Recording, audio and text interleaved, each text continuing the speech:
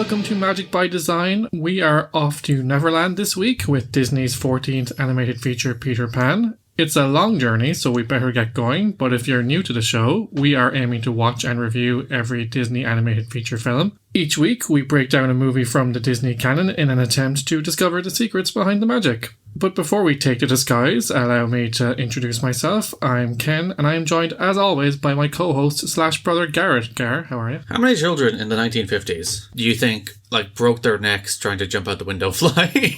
Well, apparently there's this Superman phenomenon as well, where when people saw the first Superman movie, I think it was, or maybe some kind of depiction of Superman anyway, it could even be the comics, kids jumped out the window trying to fly with towels tied around their neck and stuff. So That's foolish. But even this is all you have to think is happy thoughts and then sprinkle some fairy dust and you can fly. So they can find some salt will be some approximation for fairy dust. Yeah, this is fairy dust, right? I was about to ask where they're going to find fairy dust from. These are children with their imaginations. This is salt, sugar, some kind of dust, sand, perhaps. It's this is fairy dust, this will work. And then they jump off the balcony and they plummet through their inevitable doom. Same thing happened with Red Bull, didn't it? The people were Red Bull gives you wings, and they jump off the roof. It's Red Bull does not give you wings.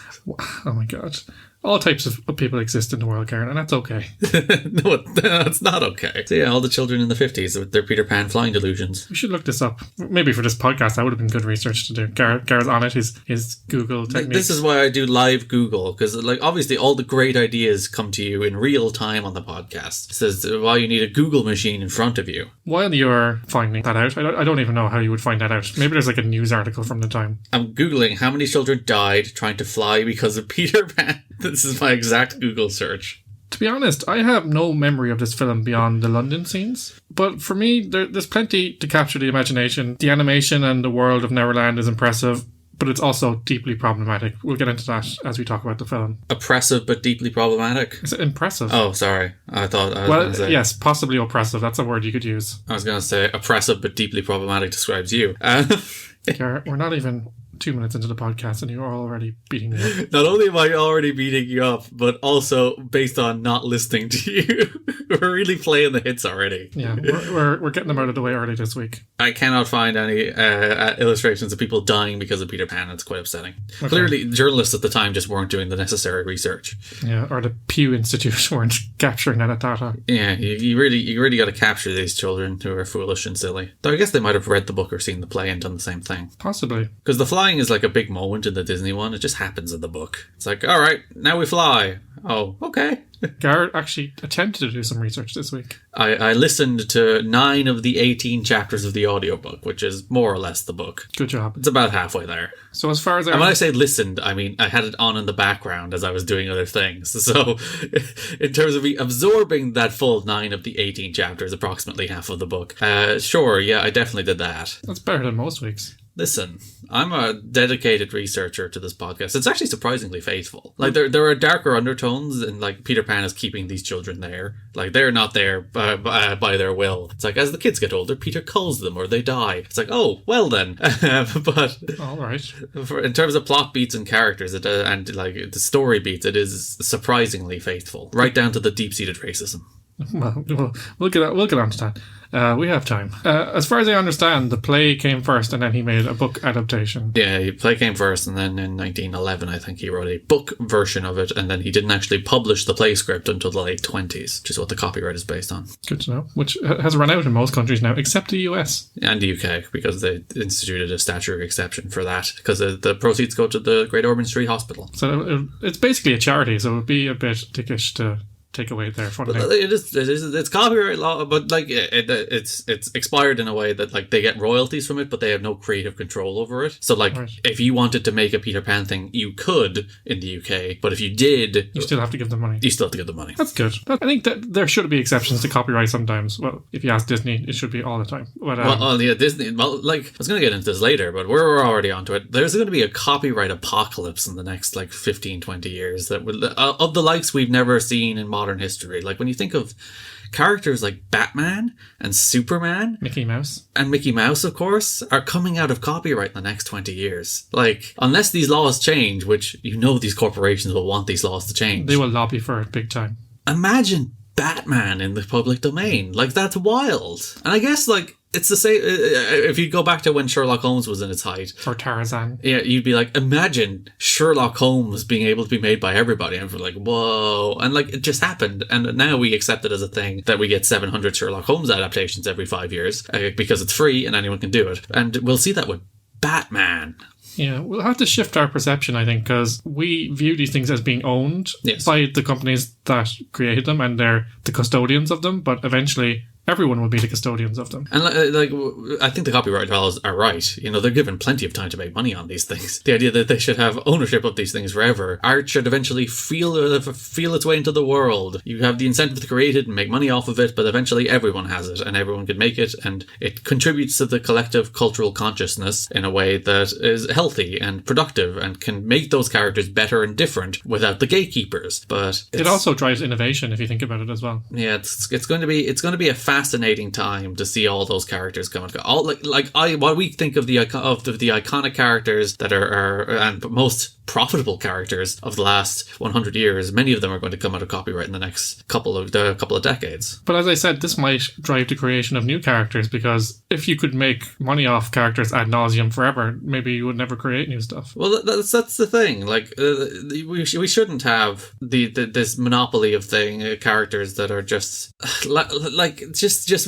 regurgitated over and over again, like we do with Spider-Man. Like, Spider-Man's the worst example. It's like, and now we'll reboot Spider-Man again, and we'll reboot Spider-Man again, and eventually, like, no one wants it anymore, and like, these characters should naturally fade away. So that Sherlock Holmes is the exception. You know, how many characters were there that, like, nobody makes adaptations of obscure characters of 100 years ago? So it'll be interesting to see which characters are the Sherlock Holmes and which characters are the, I don't know, I can't even think of an example, probably because it faded away into non-existence. Time will tell, I suppose. Back on to Peter Pan. This was the final Disney film which was released by RKO Pictures. Walt Disney founded its own distribution company, Buena Vista, for subsequent films. Yes, Disney are like, hey, what if we made all the money from this? Then RKO Pictures was sold to a rubber and tire company.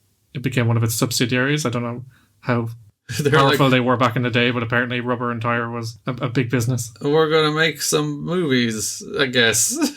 Yeah, and then big pivot from tires, and then it went bust. Gar, it's completely surprising that a rubber and tire business doesn't know how to make movies or distribute movies, I guess. It's interesting that, like, the distributor of Disney films went bust, you know? I also find it very interesting that they didn't control their own destiny for a long period. This is the last film, but like, from now on they control their narrative and their destiny. But before that, they were beholden to RKO, beholden to the banks, because they owed them a lot of money. So what's this, feature number 14? Yeah. It took 14 films to get them to a stage where they could self-distribute. And even then, there was a rocky road to self-distribution. Very interesting. But like, that's always the case with all these things, where it's like, what if we owned all of the money from this thing? Why are we giving... And Disney, increasingly, they squeeze the margins on the other side because they're like theaters. It's a big problem with modern Disney in particular, where they're like, if you want this Avengers film, we're going to have to get a bigger cut. And like, no theater is not going to want the Avengers film because that's the thing everyone's going to want to see. Same with Star Wars. So Disney's just like, they're squeezing those margins and theaters are in a bad shape because of it. And that's why you see the price of concessions go super high and things like that. That's why monopolies are very bad, because you have a company like Disney who's like, if you want Frozen, if you want the Avengers, if you want Star Wars, if you want the latest Pixar film, if you want any of this stuff, you got to play ball with us, and we're not playing very good ball. Yeah, we get all the money and you get very little. Yeah, and they're increasingly squeezing the theaters out. And eventually Disney will just own it all. They'll start their own Disney theater chains, or it'll all be on Disney Plus, and you'll be able to buy it transactionally on Disney Plus instead. Interestingly, in early Hollywood, the movie studios owned the theaters as well. They had their own means of distribution because often they had their own theaters. And there was a law passed, I think it was around the 20s or the 30s, possibly the 40s, to move away from that because it was monopoly. Monopolies are bad. That discourages independent filmmoving because if the studios own the theaters, the studios are going to prioritize their own productions in the theaters, and other studios and independent filmmaking will be squeezed out. So creating that division is a good idea. But then you get Disney, who find their eventual workaround by just buying everything you love and squeezing people until they have nothing nothing left to be squeezed for. And using all their money to lobby in Washington and change laws and things like that. Like, we're talking about that copyright law. Legitimately, I'll be fascinated to see whether Mickey Mouse actually goes out of copyrighted. Because, like, functionally for Disney, that means nothing. It just means other people will be able to sell Mickey Mouse merchandise and make Mickey Mouse media. But, like, he'll still be the mascot of Disney, you know?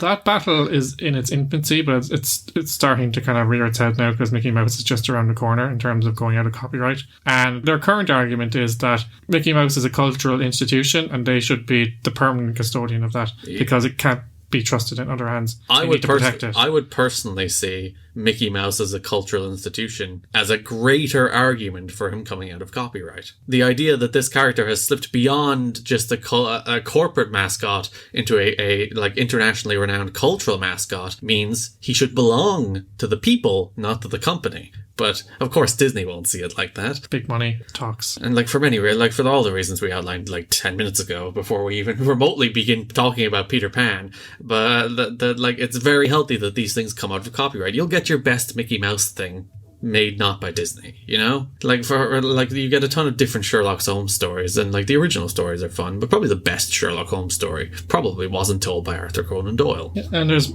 room to interpret it and change it and make it different. Yeah. You know? So, like, as you said, the most famous ones, like the one in the US what's it called? Elementary. And Sherlock in the BBC. You know, they're very far away from what Sherlock was in the beginning. Still have the beats, still have the stories, but they're interpreted. So it's really interesting, and I really would anticipate what Mickey Mouse would look like if people got their hands on him. Yeah, what can people do with Mickey Mouse? Mickey Mouse is like, he's a paper thin character, you know? There is absolutely nothing there. But that's because Disney protect him so much. He's a corporate mascot, which means he's the voice. That's all Mickey Mouse is. He's the voice and the character design. There's not like a deep characterization. There's not like really meaningful pieces of Mickey Mouse media even. Like name the most deep heartfelt Mickey Mouse moment on film. There is none. Even when he's in like the Musketeers or the Beanstalk, he's just Mickey Mouse in a different setting. He's just a pleasant character who's there to occasionally crack jokes, and he looks nice and he has a cool voice, and that's it. But they have a very strict view of what Mickey Mouse is and how he acts and what he should look like. So if it goes into the public domain, who knows what he could be. Yeah, we'll get like much more interesting, diverse looks at who Mickey Mouse can be. And that's healthy. That's the way it should work. And as I said, that's the reason I think Disney's argument that this character is a world-renowned cultural institution means that people should be able to see him through different lenses instead of just the lens that Disney thinks he should be seen through. We might do a mini-sode on this because it's a very interesting topic. Well, we've already done, we were 15 minutes into this episode. And the only thing about Peter Pan we've talked about is potentially jumping out windows. So I myself, like, I didn't jump out windows, but when I see things like flying when I was younger, it did capture my imagination, to be fair. Probably jumping out the window is probably the extreme start. That requires a great deal of faith and belief in the fact that you can fly. Maybe jump off a windowsill. Anyway, getting back on track here. Peter Pan is also the final Disney film in which all 9 members of Disney's 9 old men work together as directing animators. Name the 9 old men. Milt Kahl, Frank Thomas. You looked down, you're cheating. Sorry. I did cheat. It's also the second Disney animated feature film to star Catherine Beaumont, who was Alice in our last podcast. She was Wendy here, I assume. She was indeed. Heather Angel and Bill Thompson, they co-starred together in the previous film that we reviewed, so Alice in Wonderland. Disney are just like, we have our mighty Disney players and they will play all the roles in all our Disney films. Well, like, we have the British crew. They do everything. You know, I didn't love the voice of Peter Pan in this film. I didn't either.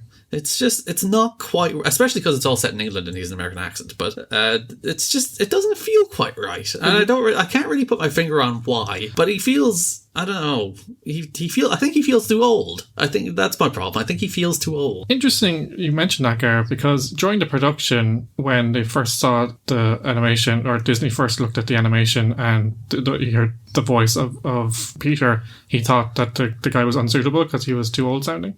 Oh, so I'm right. Yeah. Why didn't he fix it? Very good take. Well, apparently they made steps to fix it and they kind of swapped people out, but like, it's still an adult man trying to do Peter Pan. It's like, yeah, it's not even particular. I don't even think he tries to youthen it up. No. Yeah. But voice acting was very much a young medium then, so it's like, I'm an actor, I'm just going to act. It doesn't matter, it's cartoons.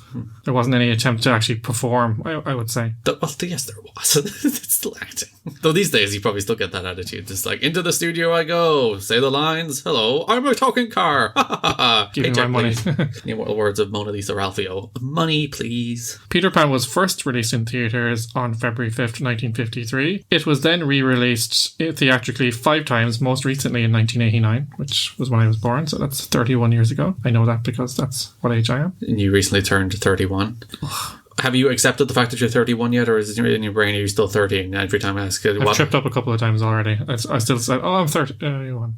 How old are you? It's like, 31. Oh. During the initial run of the film, it was a moderate success, grossing $7 million in domestic rentals. The movie has earned a lifetime gross of $87.4 million in all its releases. Adjusted for inflation, that's about 406 million. So it was... that's money. That's money. It was successful over time, but it was pretty successful at the time. At the time, but not as much as you'd think. Critical reviews at the time noted that the animation and the backgrounds were impressive, but noted that the changes to the story made for the film lacked the spirit of Barry's play. Also, they thought the music was so-so compared to other Disney features. This isn't a musical, though. No. This is one of the... It's more of a fantasy. Yeah, this is one of the Disney films that happens to have songs in it, as opposed to Disney films that are hung on the songs. There is those two, like, different paths that these... Like, Lilo and Stitch is another one, that, like, a Hawaiian roller coaster ride. Great song. I really like it. But that film isn't entirely... It's not hung on the songs, because there's not that many of them. This is probably one of the earlier examples of, we put music in these films because people expect it. But this film isn't about the music we put in the film. And we can release a soundtrack. Yeah, of course. And there's the cynical, let's make money off of it approach. But yeah, I don't think the intent of this film was for people to be blown away by the music. Only blown away by the racism. Gar, we'll get there. There's so much of it. We'll get there. We'll talk about the animation first, and then we'll have a good old rant about that. Like most Disney films, extensive live-action footage was shot as reference for the animators, including Peter flying and the boat scenes. So I have some pictures, actually, from the Walt Disney Family Museum in San Francisco of, like, people in full costume on boats, like, dressed as pirates and Peter Pan. So I might put that up on the Insta. There you go. During production... While animating Peter Pan, Milch Call, see, I got one right, claims that the hardest thing to animate was a character floating in midair. And one thing I really noted here, the flying is really well animated, especially since there's no real reference for it. You can hoist the guy up on a rope, I guess, but for the fluid movements. And the way Peter incorporates flying into his movements? Because he doesn't really think about the fact that he can fly. He can fly. It's just the way he moves. So, like, when he moves, he doesn't think about gravity. And that's a very hard thing to animate. And, like, Wendy, on the other side of it, swims through the air. Because, like, what's her point of reference for flying? She's like, swimming! It's not natural for her, exactly. So And John and, what's the other kid? Michael? Yes. John and Michael, they both fly differently. I like that they're all given, like, their different forms of flying. Because, of course, he's freaking Peter Pan. He can fly. So he flies gracefully, he smooths, whereas the others swim through the air and kind of stutter and stumble and... John is the practical one, so he brings an umbrella because he doesn't quite trust flying. So he's just like, just in case, I'm going to bring my umbrella. And Michael's pretty much a baby, so he's like, wee! Yeah. So he's just like tumbling around the place. Can his teddy bear also fly? No, that's why he dropped it at one point. He had to go after it. The teddy bear should think happy thoughts and be put into pixie dust as well. So there we go. Frank Thomas. See, I got another one, Gar. Maybe because I was looking at the script. You looked down. You read the names. Don't you pretend. Sorry. Frank Thomas animated Captain Hook. He faced conflicting visions of the character. Story artist Ed Penner viewed Hook as a very foppish, not strong dandy type who loved all the finery, kind of a con man. Co-director Jerry Geronimi. Nailed it. Geronimi. You'll get it. Geronimi. Geronimi. There we got it. Good job.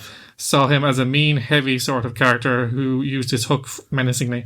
I'm not really sure what the depiction of Hook is in the original play and story. It's a bit of both. Kind of somewhere in the middle, I'd say, yeah. Yeah, as I said, I only really got to the intro of Hook. Like, I listened as far as the lagoon scene. So, he is, like, kind of an aloof, dandy character who also wants to ruthlessly murder people for fun, but they're also looking for a mother, so there's an immaturity to it, because it's interesting, the pirates actively want Wendy as their mother in the book. It's like, hey, why do they have a mother? We want a mother. So they're fighting over Wendy as a mother, which is weird. You don't see that in the film. Only the Lost Boys have Wendy as their mother in the film. But yeah, so there's like an immaturity to them, but there's also a sinister nature to them, but there's also like a flamboyancy to them, so it's a bit of all of it. So it's basically however you want to read it. Somewhere in the middle. Of course, we all know Dustin Hoffman's Hook is the best Hook, so there's no point in even trying. For the longest time when I was a kid, I did not know that was Dustin Hoffman. He's really good in that film. But it's a complete transformation. He doesn't even look like Dustin Hoffman. People don't like that film. They don't. They don't like this film, but that's besides the point. We'll get onto that. But yeah, A Hook is a classic in my book. Yeah, I mean, you see, Hook is one of those films that released in 1991 and obviously aired on television relentlessly through the 90s. Is one of those films that, like, people who grew up in the 90s and late 80s would be like, oh, they'd have so much nostalgia for it. It's like, it's Hook. It's like Rufio and all that stuff. It's like, it's great. It's a great film. Robin Williams and peak Robin Williams. And even Steven Spielberg is like, I don't love it.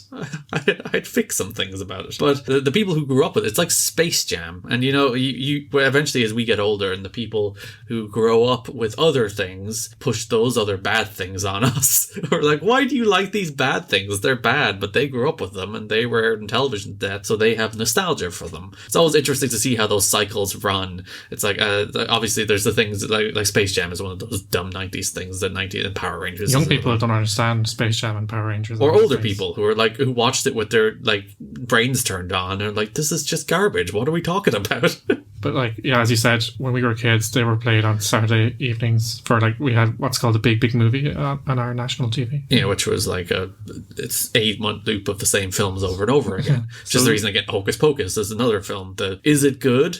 I think so. It's not terrible, but is it as good as people pretend it is? No, but there's the nostalgia. So it's always interesting to see, like, what's the next generation's nostalgia? The thing that we'll hate. And we're like, that film was bad. Why do you like it? I think this came up on Twitter. I can't remember who was talking about, who mentioned it, but like the Star Wars prequel trilogy, which are bad films. They're just bad films. But there's some nostalgia for them because of the people who grew up with them. And they were outside of my nostalgia window because they were early 2000s, where I was already 10 and 12 and I already had my nostalgia for Power Rangers and Space Jam, so I didn't need new nostalgia. So it's like, why do you have nostalgia for these bad things? What's wrong with you stupid young people? Yeah, for some people they're the only trilogy. Yeah, they're really bad. But there's the new trilogy, which are mixed, weird films.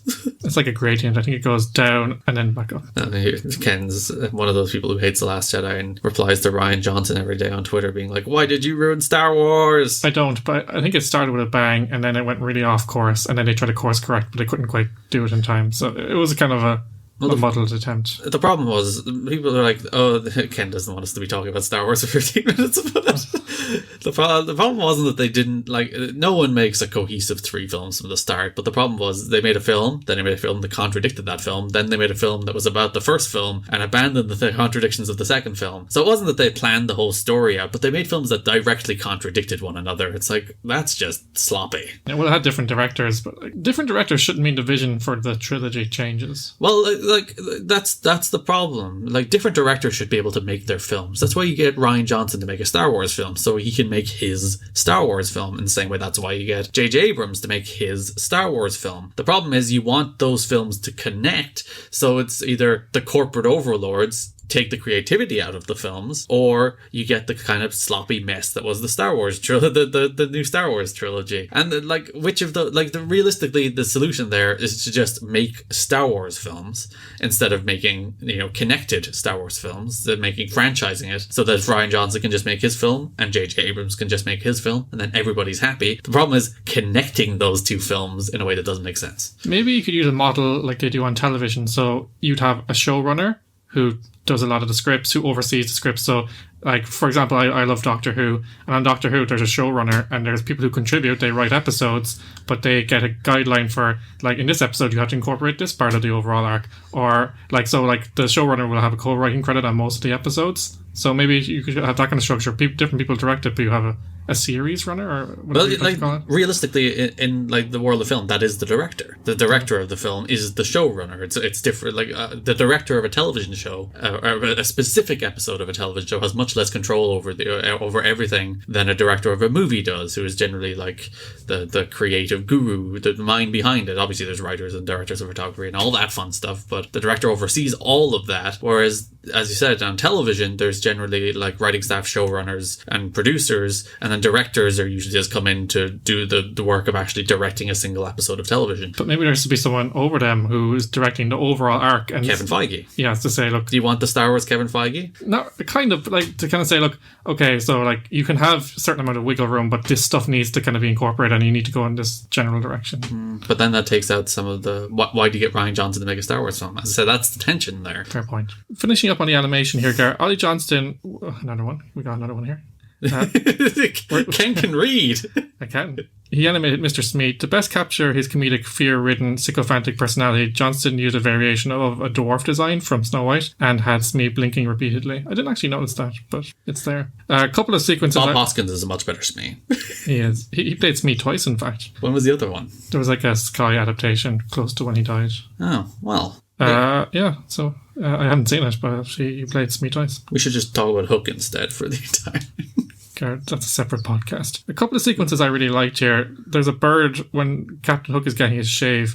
There's a bird that thinks his shaving towel is a nest, and Smee shaves its behind by accident. That's quite funny. And Ken got horny for the naked bird butt, as is why you want to do. I had complicated feelings. Let's just leave it at that. Animals in these films can't handle it. One thing I noted is as well that the pirates are a very colourful bunch. They're very well dressed. If people just listen to this episode, the jokes about you being horny for animals really don't work. No. It's like, is this person into bestiality? Yeah. Is that it? Is this a bestiality podcast? The answer is 20%. Yeah, I think this film looks nice. I think it's well animated. I think character designs are all very good. The backgrounds are nice, lush, kind of colourful. It does give a sense of another world. Captain Hook nearly being eaten by the crocodile in the cave is a fantastic sequence as well. Him running and prying the jaws open. Yeah, a similar sequence happens at the end, but it's just very funny. And I like that they didn't kill off Captain Hook, that his fate is unknown. Well, you can kill off Captain Hook. The idea is this is like this time... like Neverland is this timeless place where the clock is ticking, but you're trying to avoid the passage of time. Like that's what the crocodile is. The crocodile is the metaphor for the passage of time, where that doesn't exist in the land of Neverland. So that's the reason all of these characters hear the ticking clock and panic, because they're like, time. This is a place out of time. We're trying to avoid time. We're not growing up. So we can have our pirate adventures forever. Like there's no consequences because it keeps going in a loop. Very interesting read there, Gar. Moving on to the story and the themes, because there's a lot to unpack there. It's, as you said, it's based on a 1904 play, Peter Pan or the Boy Who Wouldn't Grow Up by J.M. Barrie. People forget that Peter Pan is a play. A lot of people think it's like a book. It's both. It's been adapted in so many mediums. People forget that it originated as and it's not like someone else wrote the book. J.M. Barrie also wrote the book. So yeah. It is a play that has been adapted into a book and then adapted into a film. And the film is based off of the book and the play? I guess so. Well, I guess I think it's based on the play. But the book has more detail. Peter Pan in this telling is a fairy tale that turns out to be real. Mm-hmm. So that's the kind of conceit of it. Yeah, and like the idea that everyone experiences Peter Pan. Like it's not just these children experiencing Peter Pan, but or maybe it's just the Darling family. But the older generation of Darling experience Peter Pan as well, but they've forgotten because they've forgotten their kind of youthfulness. They've forgotten their inner child. They've grown up, so they do not remember the whimsy adventures of their childhood and their imagination. Yeah. If you look at the original tellings, though, first of all, they tell the origins of Peter.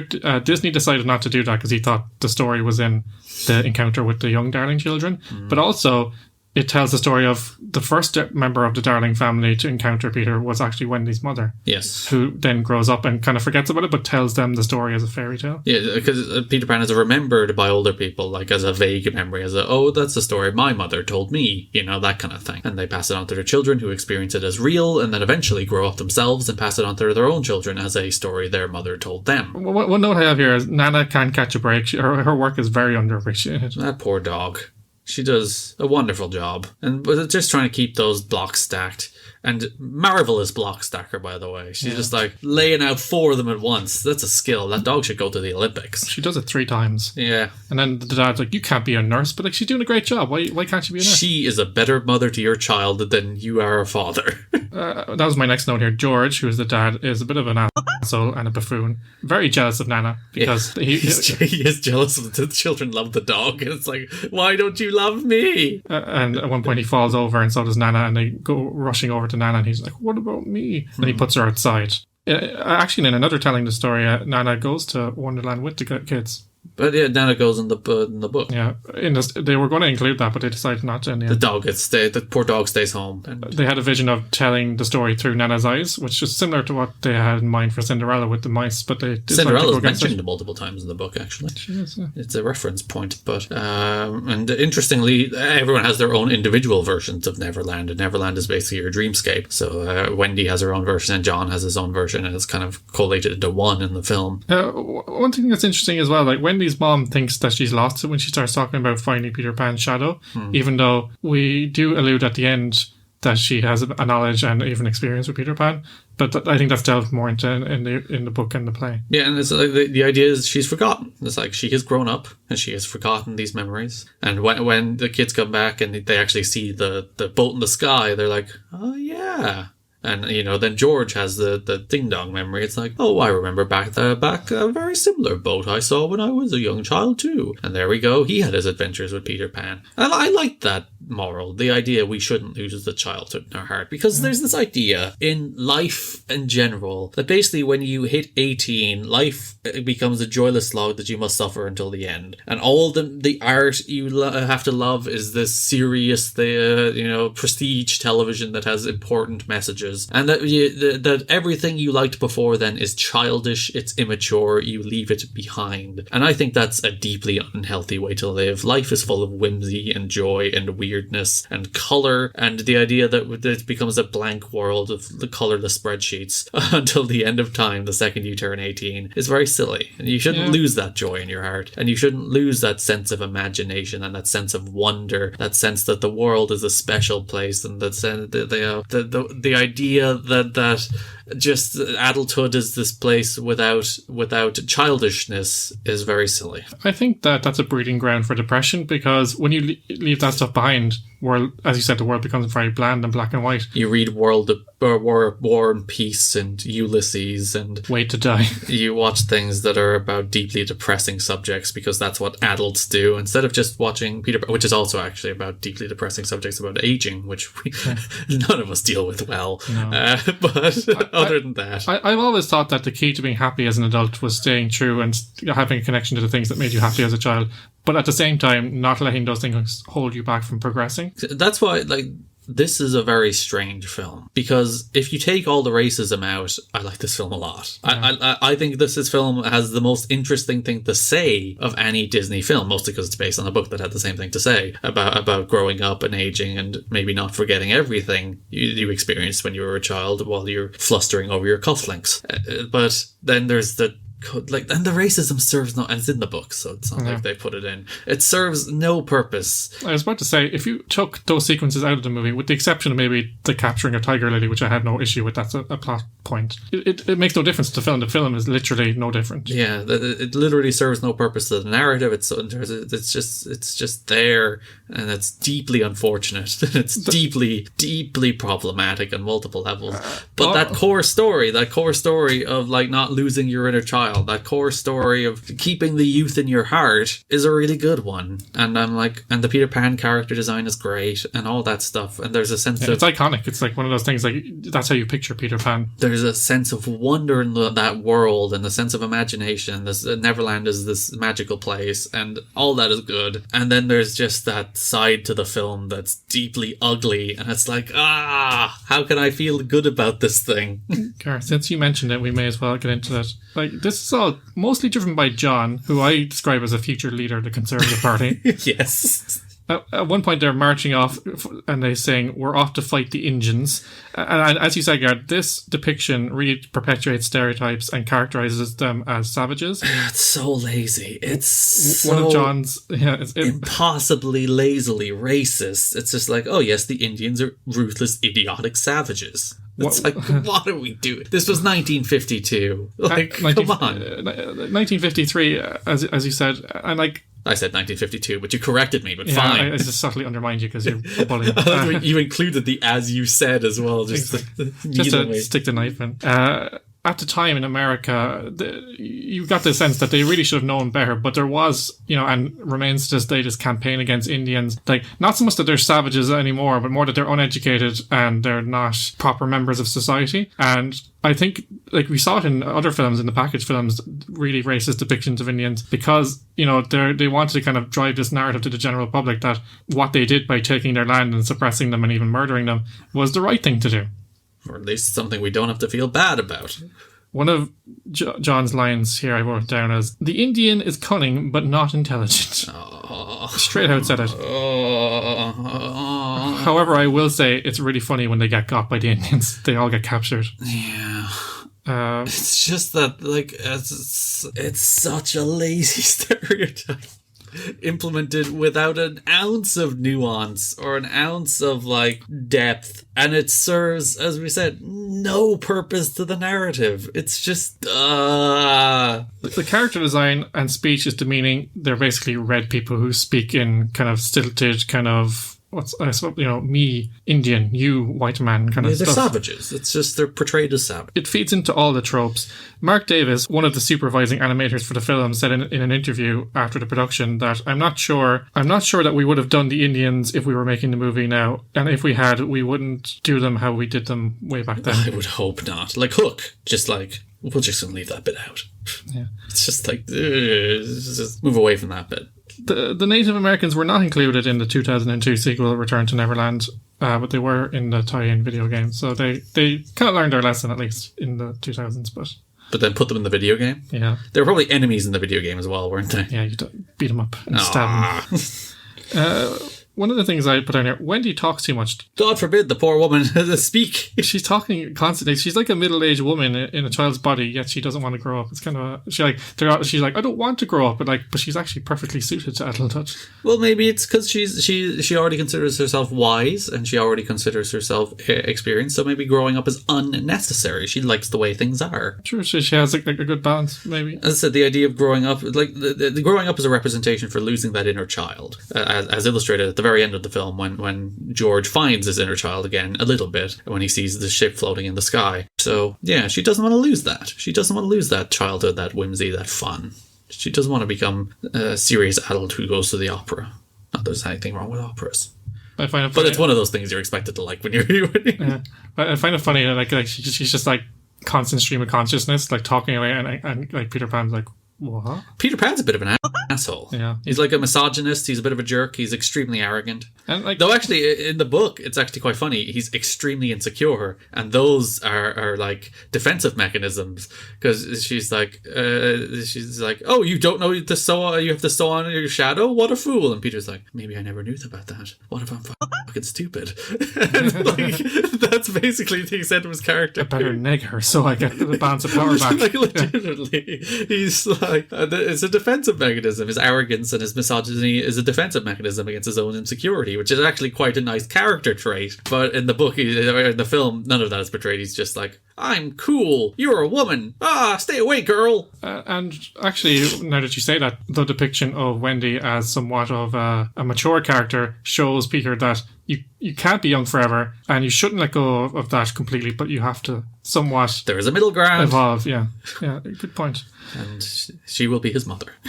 In all the adaptations, really, of Peter Pan, Tinkerbell is jealous of Wendy and wants to kill her. Yes. Literally wants to murder her. She tries to murder her right from the beginning. It's never not funny. I just find that conflict hilarious. Yeah, and Tiger Lily is also jealous. It's a bit of a three-way love triangle there. Actually, no, there's 4 people, so it would be a rectangle. Also, the mermaids are very horny for Peter, and... Wouldn't you be horny for Peter Pan? Look at them. They're jealous. They can fly! They're so jealous of Wendy as well, and they try to drown her. What's so great about Peter Pan that drives most of these girls to attempt to murder? Look at him rocking those tights. Any man that can rock tights like that should be horny over. Come on. A little hat with a feather in it. Yeah. Flying around. He does great impressions as well. He does a great Hook impression at some point. Wouldn't you be horny for Peter Pan? He's a very charismatic individual. I will say that. I at least give him a hand job. Sorry, that's bad. That's terrible. So Tink, she's real dumb. She's like really prideful and dumb. She's like, she gets jilted by Pan and she falls for Hook's pantomime and believes that he will get rid of Wendy and not harm Peter. And gives up the secret hiding place. She's like, yeah. oh, you'll get rid of my one villain. You won't harm Peter Pan now, will you, Hook? And it's like, no, me, evil pirate with Hook for a hand. It's like, I won't lay a hand on him. And she's like, I won't lay a hook either. And in fairness, he did not lay a hand on her. He just bombs him. In which I truly admire the elaborate plot to bomb Peter Pan. It's like, I could kill him, but I'm going to give him a present, and that present is a bomb, and that bomb is from Wendy. But it's not from Wendy, it's from me, and it counts down to the time when he will die, and he cannot open it until it explodes. So the second he opens it, it will explode. And then Tinks is like, no, it's a bomb. And Peter's like, it's not a bomb, it's from Wendy. And then the bomb goes off, and Peter's like, it was a bomb.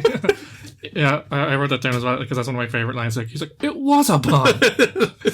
So in the original story, Wendy, as you know, acts as a bit of a mother to the Lost Boys, and they want her to stay for that reason. And she gives them their medicine every night, and Captain Hook swaps out the medicine bottle for poison, and Tink drinks it instead to save Peter.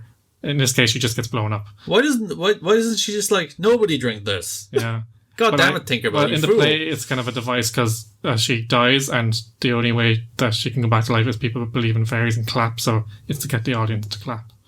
What it's a cheap device. I would be like, no, Tinkerbell is the villain of this film. She's caused all the problems. But yes, the bomb is a much better idea. It's much funnier anyway. It's needlessly elaborate. In fairness, she's like, and to me, he's like, shouldn't we just slit his throat? He's like, no, like that would be easy. No, like we normally do. Tink is blown up, Gar, but I think she deserves to die for her scheming ways. Wow, so you're on board with the original. And Ken would be sitting there in that crowd. It's like, I'm not clapping. Folding my arms. Anyway, she's faking it to get Peter to declare his love for her. At the end of the movie, Captain Hook gets thwarted, and he again gets chased by the crocodile, and he's in the jaws of the crocodile, and then the jaw snaps shut and he skips across the ocean like a stone. I thought that was very funny.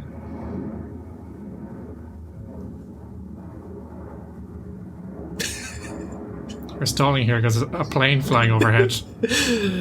We're all living near the airport. Yeah. It's 10 minutes away. Con, planes. Yeah, but they're mere mortals, Gar. They're not Peter Pan. They can't fly. They have to get in an airplane to fly. That plane is so loud. Yeah. I assume it's landing. That's why houses here are expensive but affordable. Did you like? I've never had problems with it. Like, unless you're literally recording a podcast, that we're probably not even going to include this. It's up to you. But I've never had problems with the plane noises unless you're literally recording audio and the plane noises are annoying. No, I've never had problems either. But Gar, we may as well be true to our listeners. Like, podcasts aren't perfect productions. Things happen. We're going to leave all in the plane noises. It was actually Peter Pan flying the pirate ship over us. That's what was happening. It's production value. Ooh. So one of the things I really like about the original story that they don't really delve too much into is that the longer you're in Neverland, the more you forget home. They kind of indicated in the film where Michael starts to forget the mother, and then Wendy sings a song, to remind everyone, and then they decide they want to go home. But that's one of the more interesting things, because like Neverland is not partially the reason it's called Neverland is not because you never grow up, it's because you never want to go home, and it's because you never leave. And not only like do you forget, it's like Peter wants to keep people there. Yeah. Like, there is legitimately a slightly sinister side to the Peter Pan character. And it's well-intentioned because he wants friends to play with and stuff like that. But Peter wants to keep people there because he's Peter Pan. He wants to live a life of joy and happiness, fighting pirates and playing with his friends. One of the more famous lines in Hook, actually, is, "Can I keep you?" to Wendy. So, yeah, it's a kind of a through line there. At the end, anyway, they defeat Captain Hook and decide to go home. They turn Captain Hook's ship into a flying vessel by sprinkling it with fairy dust all over. Makes perfect sense. Yeah. Does the ship have to think happy thoughts too? I guess so. What happy thoughts does boat have? Sailing, the wind blowing through the docking sails. Perfectly. People not being on it, firing the cannons, stuff like that. But the visual of the ship being illuminated in gold and flying off was quite good. How come all the characters didn't turn gold when they had to fly? How come only the ship did? Continuity errors. Yeah, we don't have enough podcasts left for that. The film implies at the end that Wendy may have been dreaming. Was it real to you? Do you think it was? Well, the ship is made out of clouds, so there is a chance, or at least the ship that everyone sees is a cloud representation of the ship, not the actual ship itself. So you could have a read of the film that it is in fact your imagination all along, which is a perfectly fine, I think, read of the film. The film works on both levels on the exact same way. It's still about keeping your imagination, keeping your inner child, but yeah, I think this was handled felt better than Alice in Wonderland in the sense that It was all a dream. they kind of definitively went down on the side of it was all a dream in the last one, whereas in this it's kind of more open to interpretation. So I think that was a good way to go on this. And George, remembering his old experiences with Peter Pan may not exactly be literally remembering his experiences with Peter Pan, but remembering his childhood dreams and his childhood imagination running wild. So you can take it both ways. So does it posit, Gar, that there's a common consciousness among children where Neverland exists? Well, that legitimately, that's part of the book. Everyone has their own individual Neverland that they go to when they dream. Everyone's is different. It's based on their own mind and loves and interests. So it's just probably more in line with the book that this is not real. And then the mother goes into their heads during the night and fixes their thoughts, which is a weird thing the book talks about too. But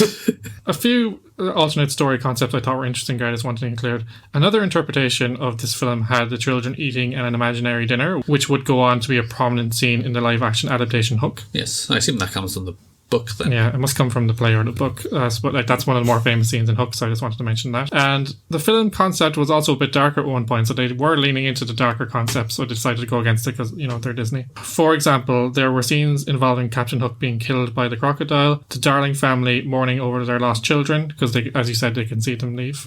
Whereas in the film, they go to the theater or whatever, or party or whatever, yeah. Whatever they're going to, and the children go on their adventure, and the children are back by the time they come back. Yeah, so they don't know they were gone. They also which then lends it toward the it was all a dream idea more. So maybe they were never gone. They were all just imagining it the whole time, and then they fell asleep. Though actually, there's one thing that highly suggests it's not a dream. When they're flying out the window, Nana starts barking at them. So that would suggest Nana's the proof. If we're doing Peter Pan deep dive, this is the proof. Oh, this is the proof. It's not a dream all along. Nana is the proof that it wasn't a dream because he sees them flying away. Yes. So there's probably fan theories going back and forth, and like it was all a dream. It's like, no, Nana saw them. Yeah, it's the Nana theory. Nana is very credible as a witness.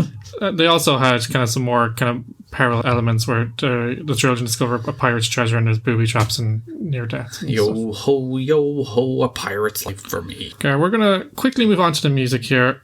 As we said, Nicole is our musical expert and she does a very good job, so we won't steal her thunder. This felt like another film where the music and the score was not so much neglected, but as you said, not really the point of the film. Yeah, particularly the music. The music's not the point of this film. It's really not anyway whatsoever. And it doesn't pass the only thing that you remember is the racist songs and the racist jingles. But the music of this film is pretty irrelevant. And the score, it's like there's two kinds of score. There's like the motif score, which has musical themes and musical ideas and character ideas that they bring up over and over again. And then there's like the slapstick score, which is like, just accelerate up when the action goes up, accelerate down, and then crash when someone crashes. And this is a slapstick score. So, as Hook is running away from the crocodile, that's scored in a way that you would score slapstick comedy. And it's fine, it works, but it's not particularly memorable. There's no real special attention paid to it. I didn't notice it, which can be a good thing and a bad thing as well. Like, this is the second film in a row where they put a lot of effort into one or two songs, but the rest kind of felt like filler.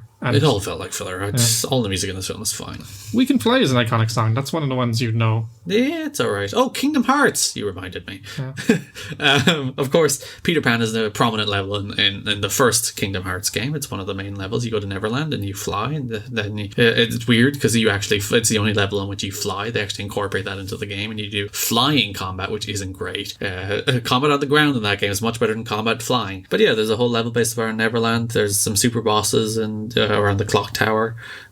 You fight in a pirate ship. It's not the most detailed level in the world, but it's Peter Pan level. Again, it's where I recognize a lot of the iconography from this, like the clock tower and stuff like that, and the pirate ship. I know all of that not from watching all this deep Peter Pan media or even from Hook. It's from playing Kingdom Hearts. Kingdom Hearts has to get a look in every episode, Gar. So well, it's actually interesting to go back on and look at those Kingdom Hearts levels, in which like Alice in Wonderland is a level, which I went for Wonderland instead of Wonderland there. Going back to the point I made in the previous podcast, Peter Pan is the level. So it's interesting, like a lot of they went for the earlier Disney films, some of the more iconic early Disney films, as opposed to the newer ones when they were making Kingdom Hearts, which I think is pretty interesting. Yeah. Follow the Leader. That song, I knew that song, but I didn't associate it with this film. Yeah, even though I've heard it many times before. That's probably something you sang in like Scouts. scouts or maybe primary school or something like that. What Makes the Red Man Red is a deeply offensive and reductive song, even for the time. Yeah. It refers to... Why is this in the... Can we, like... I know they didn't re-edit these films, which I think is actually the right way to go. Like, these films should be preserved as they are. On the synopsis, it gives a warning saying... Outdated cultural depictions. There's a lot more than outdated cultural depictions here. These should have never been in-date cultural depictions. But, I'm personally in favour of these films being preserved as they are, because that would be to pretend that there was never racism in these films, which there was. But if someone could just make me a personal cut that I could have for myself that has none of the racism in it, I'd appreciate it. Okay, we'll just download it and we'll just cut it out. We can do it. I'll edit it myself, yeah. The song refers to Native Americans as Indians, and they're depicted as a race mainly defined by their sexuality, and the claim is that their red skin is due to their constant pursuit of women. Oh. So yeah. It's so bad. It's so bad. Yeah, it really drags down your enjoyment of the film. And as I said, if you could edit all that stuff out, the film would be none the worse, and actually much the better. much the better. Final thoughts, the legacy of this film. There's a few interesting points here, Gar. Michael Jackson cited Peter Pan as his favourite film, and from it he derived the name of his estate, Neverland, the Neverland Ranch in Santa Barbara, where he had his own amusement park. In fact, when Hook was being produced, he put himself forward for the role, and he really lobbied to play it, and Steven Spielberg is like, no, that's a different film. Oh, that would be a different film on so many levels. If you're a sci-fi fan as well, Gar, Ronald D. Moore, one of the executive producers of the reimagined Battlestar Galactica, has cited the film as an inspiration for the series, using the theme of the cyclical nature of time. Yes. And he even used the film's opening line, all of this has happened before and will happen again. It will, which is the idea that children's imaginations will always be wild. There you go. Yeah. A sequel titled Return to Neverland was released in theatres in 2002. I didn't know it was actually released in theatres. I thought it was straight to DVD. Yeah, I thought that too. And a series of direct-to-DVD prequels produced by Disney Toon Studios focusing on Tinkerbell began in 2008. I think one or two of those made the theatre as well. Yeah, there was some... No, wasn't there like a live-action-y Tinkerbell film? No. Am I imagining that? You are. The Tinkerbell franchise has been very successful, especially in terms of merchandise. It really has been a juggernaut for them in terms of home releases. There was also that Pan film with Hugh Jackman, remember that? That's not Disney, is it? No, it's not Disney, but it's a Pan But speaking of a live-action film, there is a live-action adaptation in the works at Disney. It was first announced in 2016. The casting was announced in March this year, so it's on the way. Reese Witherspoon is apparently going to play Tinkerbell. Initially, it was supposed to be a Disney Plus original, but they've earmarked it now for a theatrical release. As they remake every single one of these films in live action for reasons. I think this film has an important place in Disney history. Mm-hmm. I think that, as you said, the themes and the animation are very strong. Mm-hmm. It suffers from the very, very concerning use of Native American tropes. Deeply problematic. As you said, there's a viewing of this film, if you took all that out, it would be a good film. With my 2020 brain, I can't turn it off, obviously. So you shouldn't have been able to turn it off with your 1953 brain. True. So I think that, as again, there's a lot to delve into here. I think they were quite faithful to the original, and they had interesting themes. I like the characters. I liked Captain Hook especially. And I would, having watched it now again, I think I probably saw it as a kid. I don't know. I don't have much memory of it. I would say it is, I don't think it's a Disney masterpiece, but it is a Disney classic, and I would recommend watching it. But I think it is a tough watch when you get to the scenes with the Indians. You will groan. You'll groan many times. So, I think this film, at least for me, is the film that has the most interesting thing to say. But then there's also that other side of the film that's really, really ugly. And I can't really reconcile those two things in my head to say what I think of this film as a whole. Like, those two things exist, and they exist separately and together in a way that I don't like, and the way that I can do nothing about, in a way that should never have happened. But I know, in fairness, a way that is true to the source material. Yeah. I think it is important to note that is in the source. They could have taken it out. Yeah. They didn't. But it is in the source material. And for me, if it was made today, I think they would delve more into the more dramatic elements. I think they shied away from that a bit. I know why. Like, there's no depth to Pan in this film, and there could be a lot of depth to Pan, and I think that's what Hook tries to do. It tries to bring depth to Peter Pan in a different way. But like the idea that Pan is kind of in many ways, Pan is the loneliest figure, and he's immortal, and the loneliness of immortality, and the fact that young boys, this isn't wrestling, The Lost Boys. Lost Boys, there we go. The Lost Boys die and they don't want to, like, Pan wants to keep them there and wants them to forget their families. And, like, there's a tragedy there as well, that all of these Lost Boys are people who have been lost from their family. Like, there is also a darkness and a sadness to that, even though they're living out their wonderful, happy lives in Neverland. It's like their family is left behind. Though, does time pass in Neverland? If it could be, in theory, returned to the time in which they were taken. I don't know how that works. But that's a different question about how time works in Neverland. But yeah, there's a darkness and a tragedy that could have been dived into there, but here. And I think if Disney were to adapt this in the year 2020, I think it's the kind of stuff they probably would look into more. I think, like, they think of Pan probably as too one-dimensional for a character in 2020, but yeah, they don't touch on that here. Time will tell how they depict Pan in the live-action adaptation, and I really do hope they delve into those themes more, because it is really interesting, as you said, even for a kid, like, to watch that and to read that. You know, I think it's maybe not a young kid, but for someone who's on the verge of adulthood, it does help you reconcile some of those kind of thoughts and emotions that come up around trying to move forward and progress to becoming an adult, but also trying to hold on to a little piece of who you are. Very interesting stuff, Gar.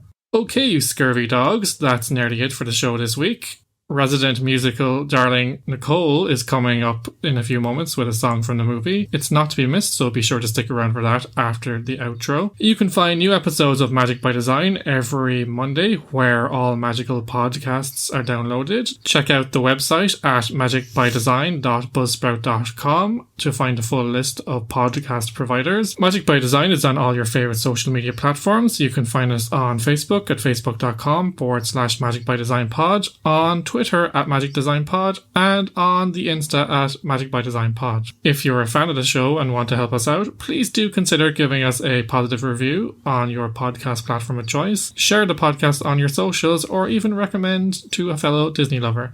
All it takes is some nice thoughts and a little 5-star review, and before you know it, our podcast is soaring to the top of the charts. That's how that works. That's how the algorithm works. Just happy thoughts and fairy dust. Exactly. You know, who knew? We will be back next week at the same time, same place, with Disney's 15th animated feature, Lady and the Tramp. But until then, stay safe and remember, it's the second star on the right and straight on till morning. Now then, Nicole is here to sing us out with the second star on the right from Peter Pan, as well as some fun facts about the music of the film. Take it away, Nicole. Hello, my Disney lovers.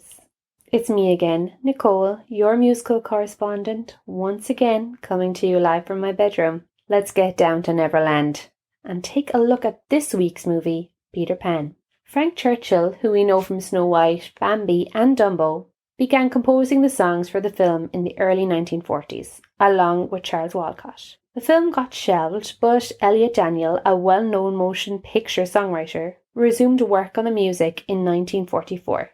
But again, work stalled to complete Cinderella. 6 years later, in 1950, Sammy Cahn and Sammy Fain began working on the songs for Peter Pan, with Oliver Wallace completing the overall score. Never Smile at a Crocodile was composed by Frank Churchill, with the lyrics by Jack Lawrence. The words were cut for the original release of the movie, but added back in for the 1997 Walt Disney Records CD release. Today, I'm taking a look at The Second Star to the Right, our opening credits song. The melody of the song is recycled from an unused piece from Alice in Wonderland. Normally sung by a chorus, I'll be going it alone today. I hope you enjoy it.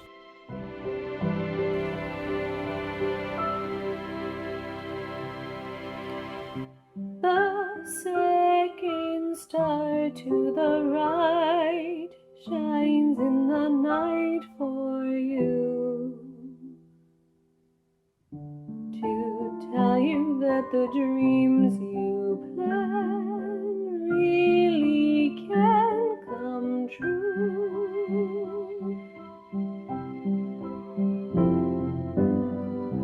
The second star to the right shines with a light that's rare, and if it's Neverland you need, its light will lead you there. Twinkle, twinkle, little star, so we'll know where you are, dreaming in the skies above.